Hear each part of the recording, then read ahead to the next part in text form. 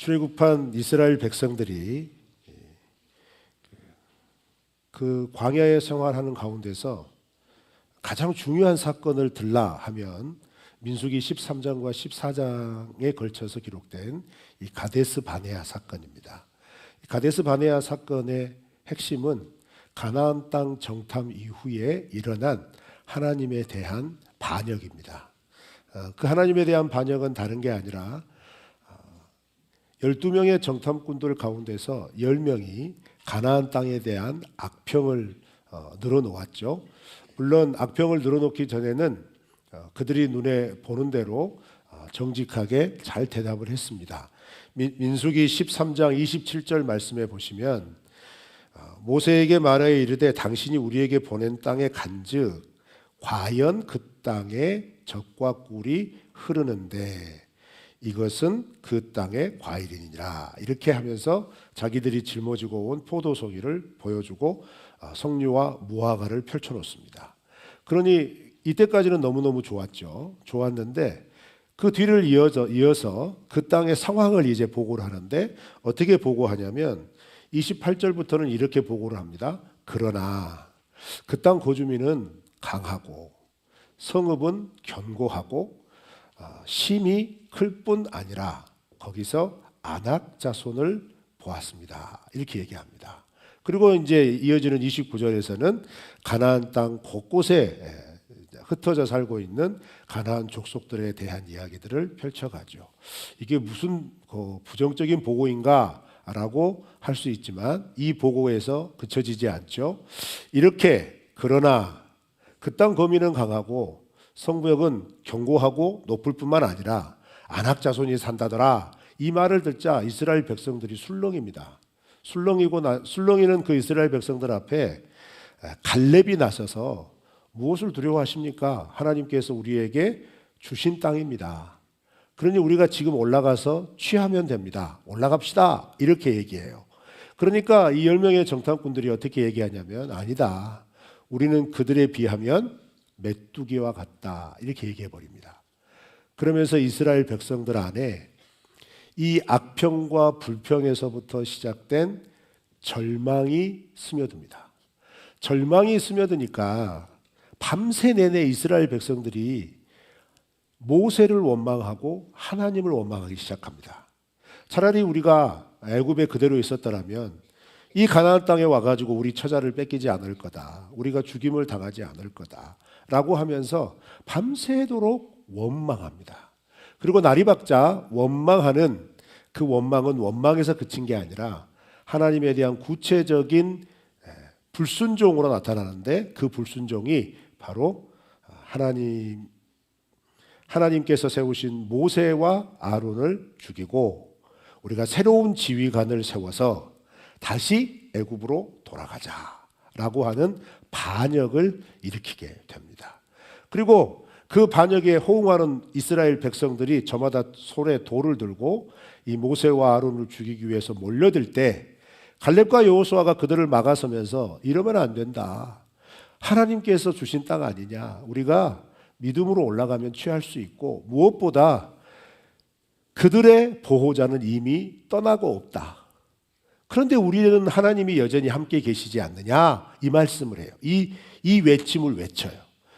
우리와 지금 하나님이 함께 계시지 않느냐 이 말을 여러분 잘 이해를 하셔야 돼요. 왜냐하면 지금 이스라엘 백성들은 성막 앞에 있는 모세와 아론을 돌로 쳐 죽이기 위해 몰려들고 있는데 그 성막에는 여전히 구름 기둥이 서 있는 겁니다.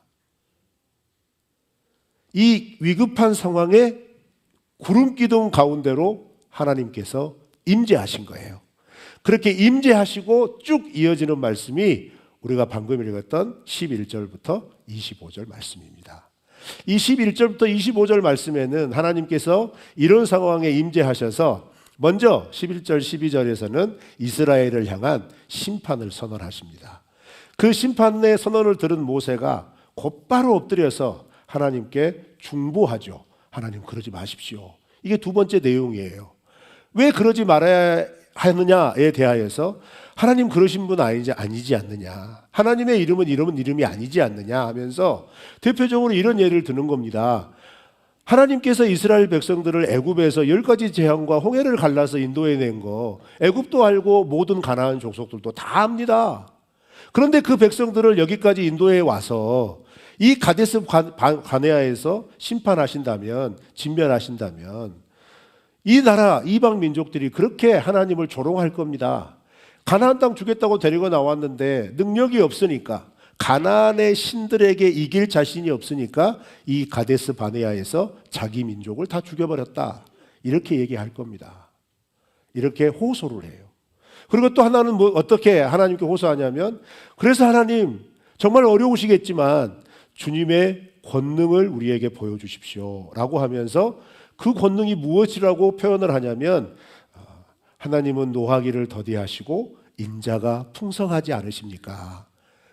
우리를 사하여 주십시오, 이렇게 간구합니다. 그래서 하나님께서 이제 이 모세의 기도를 받으셔서, 그래 그러면 너희들의 이 죄를 사해 주겠다. 그렇지만 형벌은 받아야 한다 하면서 나를 멸시하고 나를 믿지 않은 모든 사람들은 가나안 땅 들어가지 못할 거다, 그렇게 말씀하시고, 그러나 갈렙과 여호수아는 들어간다. 이게 오늘 본문 말씀의 내용입니다. 이 말씀은 낮 12시 반에 듣기에는 너무 무거운 말씀이에요. 이게 심판의 메시지거든요. 이 대낮에서 듣기에는 좀 불을 끄고 좀 들어야 하나? 좀 이게 너무 무거운 말씀이에요. 왜냐하면 지금 하나님 화가 단단히 나신 겁니다. 이거 화가 보통 화가 아니에요. 그래서 이 말씀을 통해서 하나님께서 주시는 메시지를 살펴보도록 하는데, 먼저 살펴볼 게 뭐냐면, 자, 11절 말씀입니다. 우리 다 같이 한번 읽어보실까요? 시작.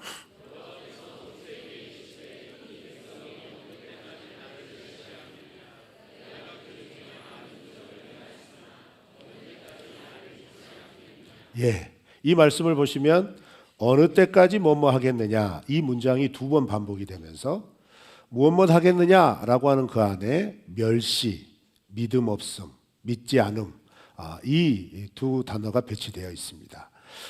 어느 때까지라고 하는 반복된 표현 속에는 하나님을 향한 불순종과 하나님을 향한 불평과 원망이 습관적이었다는 얘기겠죠. 더더군다나 이 말은 또 어떤 의미가 있냐면, 이렇게까지 보여줬는데 아직도 안 믿느냐, 이 말이에요. 그죠? 그래서 내가 그럼 더 얼마나 보여주리, 이 말의 의미도 있겠죠. 그리고 이렇게 말씀하시면서 중요하게 사용한 단어가 뭐냐면 멸시라는 겁니다. 멸시. 근데 이 멸시라고 하는 말은 다른 의미 아니죠. 여러분 잘 아실 겁니다. 비하하거나 낮춰서 깔보는 이런 말뿐만이 아니라, 이 멸시라고 번역된 원문 히브리어의 단어는 어떤 것을 보여주냐면, 실제로 비하하거나 무시하거나 외면하면서 구체적으로 어떤 행동을 하는 거예요. 그럼 이게 뭐겠어요? 이 멸시한다라고 하는 행동은 14장 1절부터 3절 말씀에 나와 있는 이스라엘 백성들의 지금 반역의 행동을 얘기하는 거예요.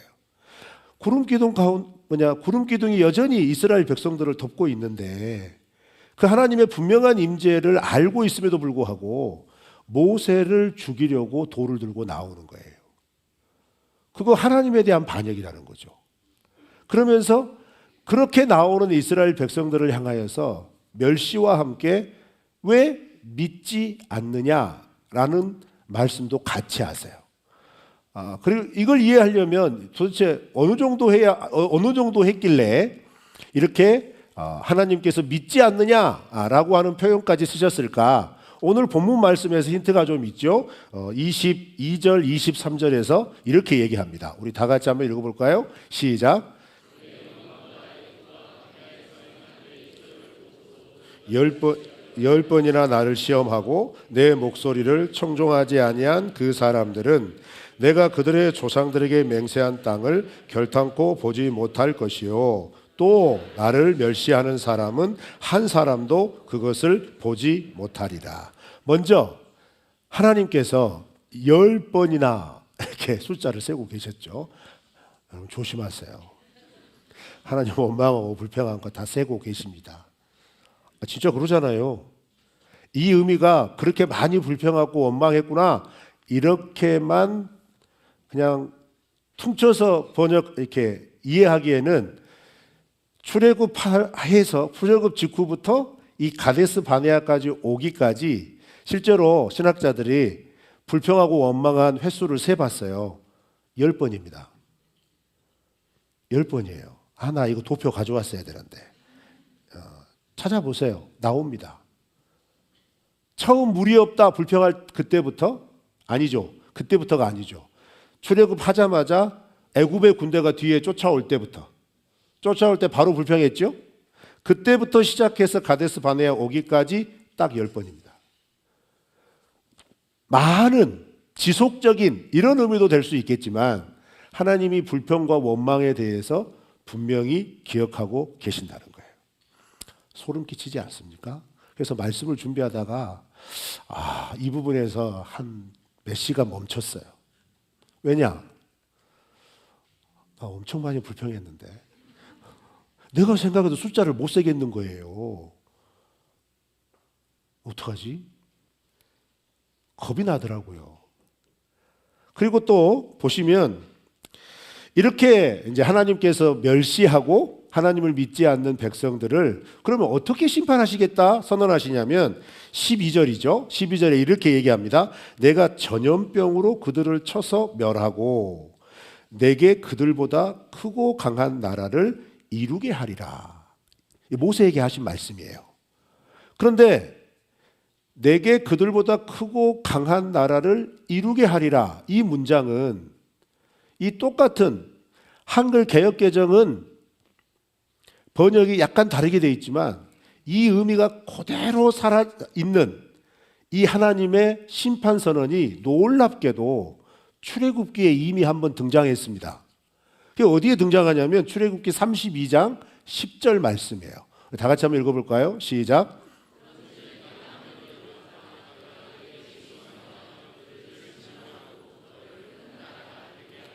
아멘. 여러분 지금 사실 모세는 하나님께서 이스라엘 백성들을 진멸시키겠다라고 하는 심판 선언을 지금 두 번째 듣고 있는 거예요. 첫 번째는 이 출애굽기 32장의 사건은 금송아지 사건입니다. 이스라엘 백성들에게 하나님께서 율법을 주시기 위해서 모세를 산꼭대기로 올라오라고 하셨죠. 그런데 올라간 지 40일이 되도록 안 내려오니까 아론에게 이스라엘 백성들이 찾아가서 어떻게 해요? 모세 죽어버렸나 봐요. 우리 어떻게 하죠? 지금 이 상황에서 뭐라도 해야 되는 거 아닌가요? 하면서 금붙이 다 모아가지고 금송아지 만들어가지고 뭐예요? 이 금송아지가 우리를 애굽에서 인도해낸 하나님이다 하면서 자기들이 그 앞에서 춤추고 난리가 난 거죠. 이런 사건이 쫙 산아래에서 벌어지고 있을 때 하나님께서 하나님과 교제하고 있는 모세에게 한탄하시는 겁니다. 모세야, 지금 산 아래에서 기가 막힌 일이 벌어져 버렸다. 나 이 백성 다 진멸해 버릴 거야. 나 말리지 마라. 그리고 이제 아브라함의 후손이 아니라 모세 너의 후손으로 다시 시작한다. 이렇게 선포하신 거예요. 그러니까 모세가 거기서 바로 바짝 엎드립니다. 그렇게 바짝 엎드리고 똑같은 말을 하는 거예요. 똑같은 말을 하는데 어떤 말을 하냐면 하나님 그러지 마십시오. 그러면 애굽에서 10가지 재앙 그렇게 벌리시고 홍해 그렇게 딱 건너게 하셔가지고 이 시내산까지 와가지고 여기서 이 백성들을 진멸시키면 애굽 사람들이 뭐라고 할 겁니까? 그리고 이 사실을 알고 있는 주변의 사람들이 뭐라고 할 겁니까? 이런 식으로 똑같이 중보기도 합니다. 첫 번째로 그 얘기가 지금 반복이 되고 있는 거예요. 놀랍죠? 놀랍습니다. 그리고 이렇게 펼쳐지는 이야기 가운데 특히 전염병을 쳐서 내가 진멸하겠다 이렇게 말씀하시거든요. 이 전염병이라고 하는 단어는 출애굽 당시 10가지 재앙 가운데 가축 전염병이 있었어요. 가축에게 내린 재앙. 그 가축 돌림병과 똑같은 단어입니다. 그 말은 뭐예요? 하나님께서 그만큼 이스라엘 백성들 지금 하나님의 반역하고 가데스 바네아에서 모세를 돌로 쳐 죽이려고 하는 그 이스라엘 백성들을 죄송해요. 표현이 이런 거예요. 사람같이 안 본 거예요. 사람처럼 안 보인 겁니다, 이거. 그만큼 하나님의 진노가 원색적으로 드러난 거예요. 그렇게 하나님이 진노하시니까 모세가 곧바로 엎드립니다. 그런데 오늘 본문 말씀은 모세가 곧바로 엎드려가지고 몇 마디 하니까 하나님께서 그래? 그럼 내가 용서해 줄게. 이렇게 오해할 만큼 쫙 진행이 돼요. 요즘 트렌드죠. 요즘 넷플릭스 드라마 전개가 빠르잖아요. 이거 전개 느리면 안 봐보잖아요. 그죠? 여러분 민수기 버전은 넷플릭스 버전이에요. 쫙 갑니다. 근데 여러분 신명기 버전은 어쩐지 아십니까? 신명기 9장 25절을 한번 볼까요? 신명기 9장 25절입니다. 시작.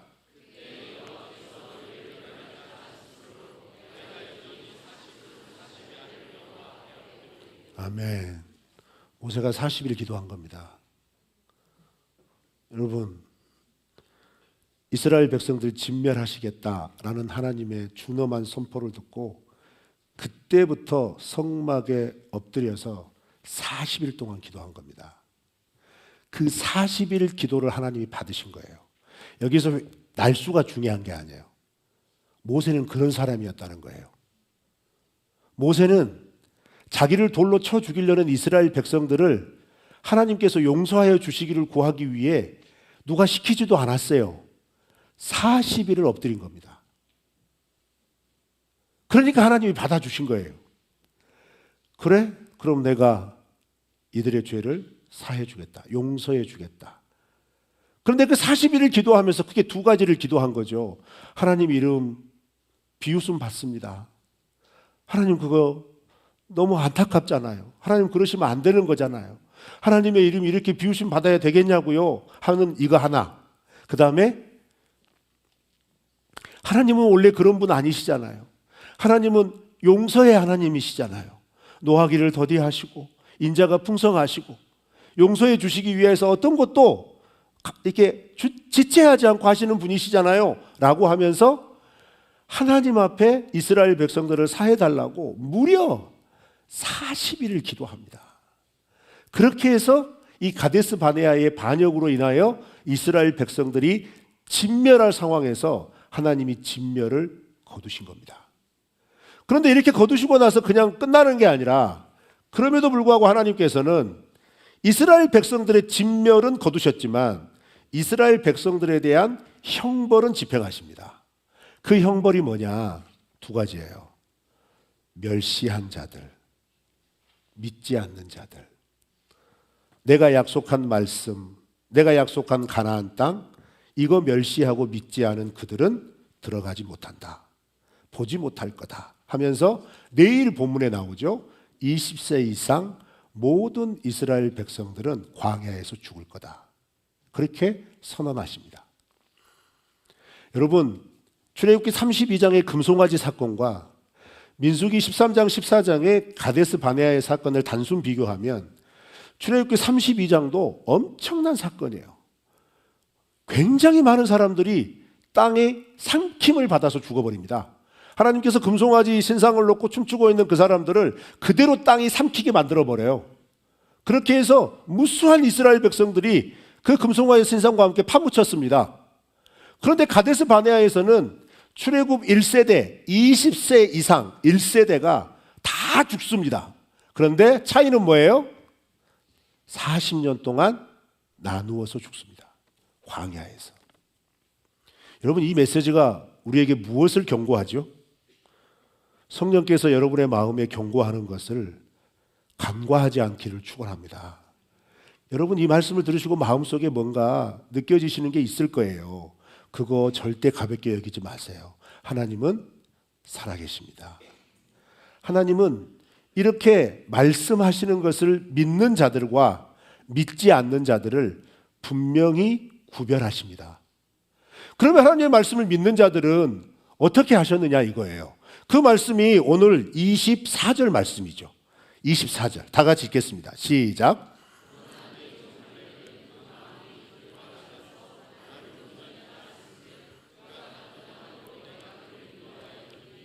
그의 자손이 그 땅을 차지하리라. 아멘.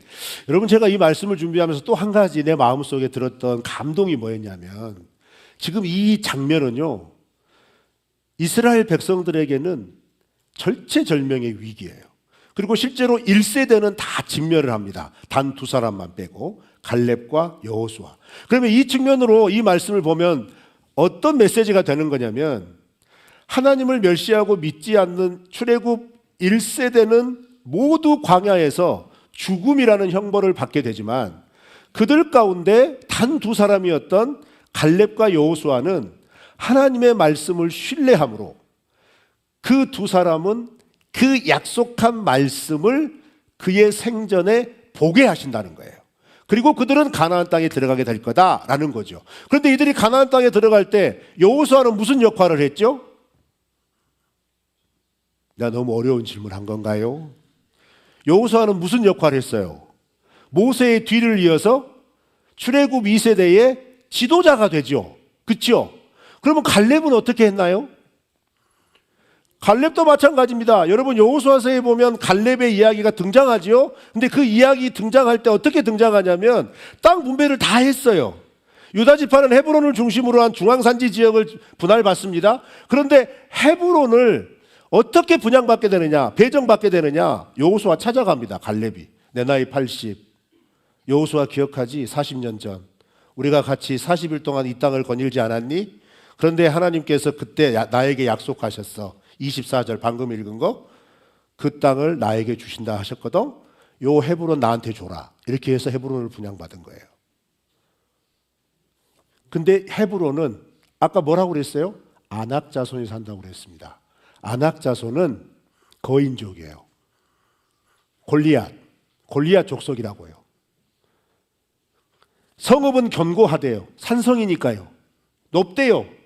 그거 어떻게 점령할 겁니까? 실제로 헤브론 안에 위치한 예루살렘 성은요, 이스라엘 백성들이 가나안 땅에 들어가서도 약 600년 이상 탈환을 못합니다. 다윗 때가 돼서야 비로소 다윗이 예루살렘 성을 탈환해요. 그렇게 강성한 지역이에요. 근데 갈렙 어떻게 해요? 내 나이 80. 40년 전에 하나님 약속한 거 기억하지? 그 땅 내 거야. 다른 사람 주지 마. 하나님이 나한테 주신다고 그랬어. 하면서 그 땅을 분할받아서 유다 족속이 헤브론을 들어갑니다. 그러면 여러분, 이걸 보면 이 사건, 지금 이스라엘 백성들 출애굽 1세대가 다 죽어갈 때 하나님은 누구를 부각을 시키냐면 갈렙과 여호수아라고 하는 출애굽 2세대의 지도자들을 부각을 시키시는 거예요. 근데 이게 무슨 의미냐? 자, 예를 들어볼까요? 여러분 창세기 초반부에 가면 처음으로 창세기 족보가 나옵니다. 아담에서부터 노아에 이르는 족보가 나오거든요. 여러분 그 족보를 몇 면을 잘 살펴보면 노아는 누구누구를 낳고 몇 세 살다가 죽었다. 그 다음에 그 다음은 누구누구를 낳고 몇 세 살다가 죽었다. 그 다음은 누구누구를 낳고 몇 세 살다가 죽었다. 뭐예요? 낳고 살다 죽었다. 낳고 살다 죽었다. 그런데 딱 한 사람 있죠. 누구는 죽음을 보지 않고 하나님께서 데려가셨다. 누구죠? 에녹입니다. 근데 그 에녹을 어떻게 설명하는지 아세요? 혹시 기억나십니까? 에녹은 하나님과 동행함으로 하나님이 죽음을 거치지 않고 데려가셨다. 또 예를 들어볼까요? 바로 이어지는 노아의 이야기. 노아의 이야기에 초점이 어디에 있다 말할 수도 있겠지만 정말 중요한 게 뭔지 아세요? 노아의 시대는 하나님과 상관없는 시대였습니다. 하나님을 바라보기보다는 자기를 바라보는 시대였어요. 그래서 예수님조차도 노아의 시대를 얘기할 때 먹고 마시고 시집가고 장가가고 재밌게 놀고 즐기고 자기의 유익과 탐욕을 탐하는 시대다. 이렇게 말씀하셨거든요. 그 말은 다른 게 아니에요. 하나님의 의, 하나님의 뜻, 하나님의 가치, 하나님을 믿는 믿음 이런 가치보다는 그냥 내가 좋은 거, 내가 하고 싶은 거, 내가 누리고 싶은 거 그런 시대가 노아와 같은 시대였다는 거예요. 노아 시대의 시대상이었다는 거죠. 그런데 그 시대의 노아는 어떻게 살아요? 하나님을 의지하고 살았어요. 그래서 그 노아에게 하나님이 어떻게 하셨죠? 방주 만들어라 이렇게 말씀하셨죠. 방주를 만드는 120년 동안 분명한 메시지가 선포되고 있었던 겁니다. 말도 안 되게 산꼭대기에다가 큰 배를 만들고 있는 노아를 바라보면서 사람들이 조롱하죠. 야, 배는 바닷가에서 만들어야지. 배는 강가에서 만드는 거야. 아니, 하나님께서 홍수로 심판하신다고 그랬어. 그래서 그때를 위해 하나님의 이 말씀을 믿고 이 방주에 타는 자는 구원받는다고 그랬어. 사람들이 뭐라고 그래요? 야, 웃기지 마. 무슨 홍수야. 내 평생 홍수 난 적 한 번도 없었다. 그러면서 어떻게 해요? 비난하고 조롱하고 조소했습니다. 그래서 성경 증거하죠.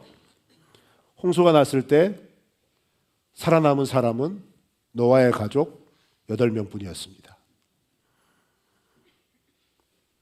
하나님을 의지하고 하나님의 말씀에 순종한 그 가족만 살아남은 거예요. 여러분, 그 모습을 그대로 지금 민수기 14장으로 딱 옮겨와 보세요. 내가 젖과 꿀을 흐르는 땅으로 너희들을 들여보낼 거야. 너희의 조상 아브라함에게 약속한 것 이제 내가 너희들에게 이루어 줄 거야. 내가 너와 함께하니 올라가라. 그 땅은 내가 너희에게 준 땅이다. 누누이 말해왔어요. 누누이. 출애굽할 때부터 시내산에 도착하고 가데스 바다에 올라올 때까지 이 이야기는 귀에 인이 박히도록 들었다고요.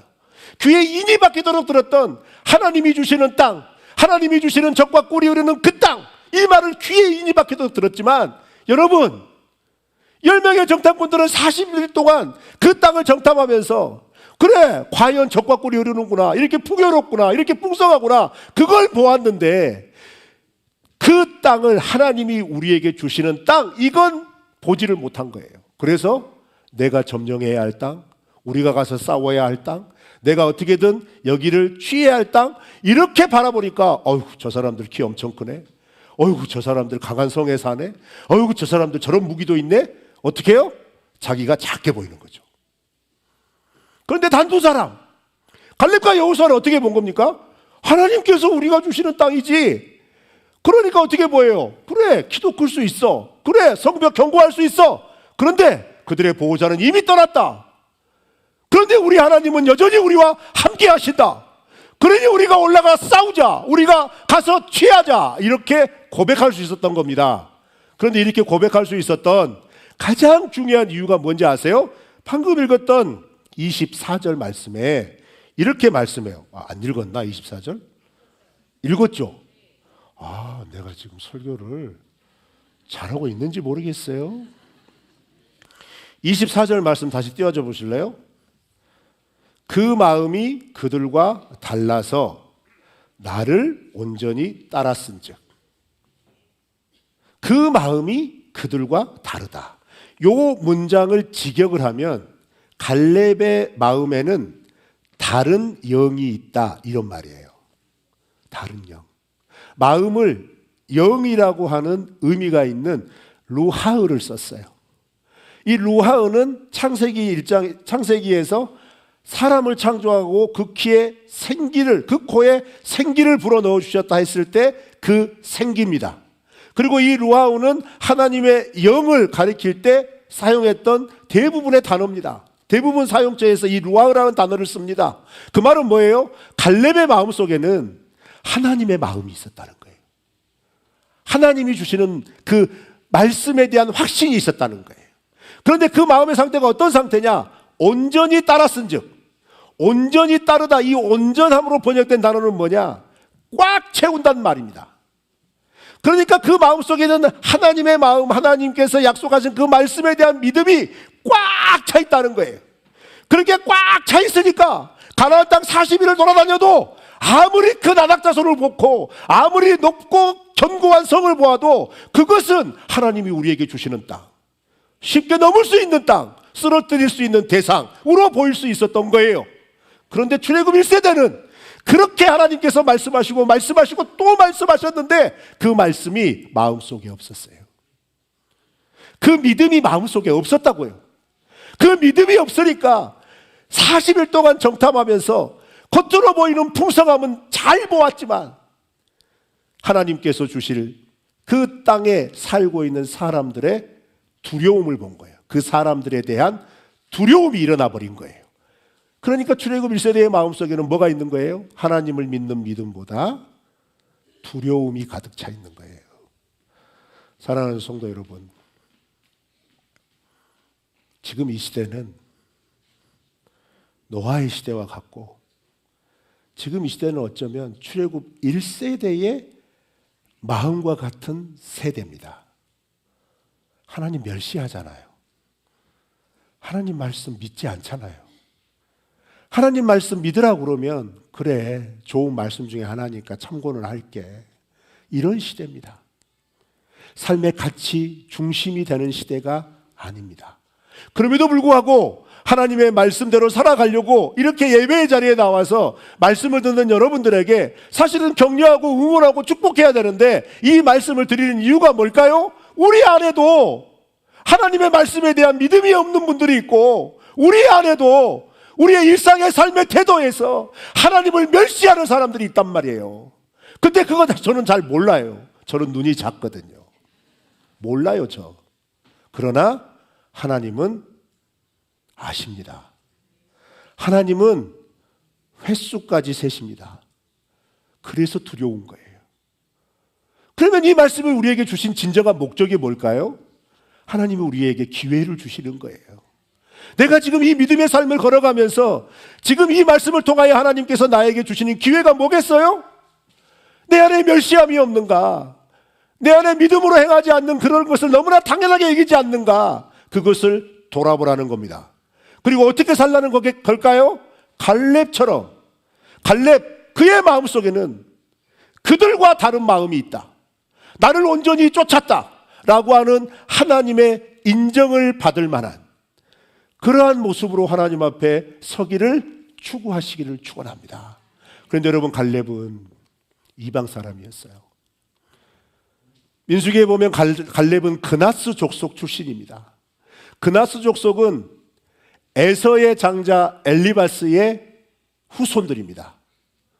그들은 지도를 놓고 보면 요단 동편 사해 쪽 근처에 모압 땅에 사는 사람들입니다. 이스라엘 민족 아니에요. 아브라함의 후손 아닙니다. 그들은 출애굽할 때 따라 나온 여러 잡족 중에 하나였어요. 그나스 족속은. 그런데 그 그나스 족속 출신의 갈렙이 유다 지파에 편입되고, 그 유다 지파에서 불과 출애굽 1년 몇 개월 만에 정탐꾼으로 뽑힐 만한 지도력을 인정받습니다. 그 지도력이 인간적인 능력일까요? 저는 아니라고 봅니다. 내가 너희에게 젖과 꿀이 흐르는 땅을 줄 거야. 네 조상 아브라함에게 약속한 그 땅으로 내가 너희를 인도하여 줄 거야 라고 하는 그 하나님의 약속의 말씀을 애굽에서 10가지 재앙을 거치면서 홍해를 건너오면서, 그 이스라엘 하나님의 말씀은 참 하나님의 말씀이구나, 그 말씀은 반드시 이루어지는구나 라고 하는, 심지어 아브라함의 후손 이스라엘 백성들도 갖고 있지 못했던 그 꽉 찬 하나님에 대한 믿음, 그 믿음이 진멸을 선포하는 자리에서 갈렙은 예외다, 여호수아는 예외다 라고 말을 들을 만한 모습으로 서 있는 겁니다. 오늘날 우리가 이런 모습으로 주님 앞에 서기를 소망합니다. 그래서 그때 약속했던 그 땅을 내가 너희에게 주겠다 라고 약속하신 그 하나님의 성취를 누린 갈렙과 여호수아처럼 이 땅을 살아가면서 우리 안에 가득 찬 하나님에 대한 믿음, 그 신뢰 때문에 살아가는 날들 동안 약속의 말씀들이 주렁주렁 성취되어지고 이루어지는 놀라운 은혜들을 맛보시는 그런 믿음의 걸음 걸어가시기를 주님의 이름으로 축원합니다. 하나님의 심판의 메시지가 들릴 때마다 그 심판의 메시지 속에서 구원의 사람들을 예비해 주시는 것을 발견하신다면, 하나님, 저도 하나님의 심판대 앞에 섰을 때에 이 구원의 사람으로 설 수 있도록 나의 오늘 믿음의 모습, 믿음의 마음이 세상의 마음을 따라가는 것이 아니라 하나님의 마음을 따라가고 하나님의 말씀을 꽉 채워서 그 성령의 인도하심을 따라 살아가는 삶이 되게 하여 주시옵소서. 그래서 하나님이 약속한 내 인생의 산지를 능히 취할 수 있는 담대함으로, 믿음으로 살게 하여 주옵소서 라고 기도하는, 그리고 그러한 자세로 달려나가는 이번 한 주가 되시기를 주님의 이름으로